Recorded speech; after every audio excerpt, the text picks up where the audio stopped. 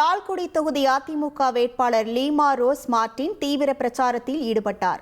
தாளக்குடி, அகிலாண்டபுரம், புதுக்குடி, மேலவாளாடி, செம்பழனி உள்ளிட்ட பல்வேறு பகுதிகளில் வாக்காளர்களை சந்தித்து இரட்டை இலை சின்னத்திற்கு அவர் ஆதரவு கோரினார். மேலும் மேலவாளாடி பகுதியில் உள்ள தேவாலயத்தில் வழிபாடு செய்து ஆதரவு திரட்டினார். பிரச்சாரத்தின் போது பேசிய அவர், அதிமுக ஆட்சி அமைந்தவுடன் கிராமங்கள் தோறும் சிமெண்ட் சாலை, கழிப்பட வசதி, மேல்நிலை நீர்த்தேக்க தொட்டி அமைக்கப்படும் என வாக்குறுதி அளித்தார்.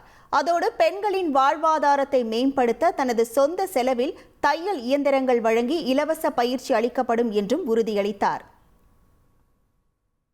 இங்கே வருகின்ற அனைத்து மகளிர்களுக்கும், பெரியோர்கள், சகோதர சகோதரிகள் அனைவருக்கும் என்னுடைய வாழ்த்துக்களை தெரிவித்துக் கொள்கிறேன்.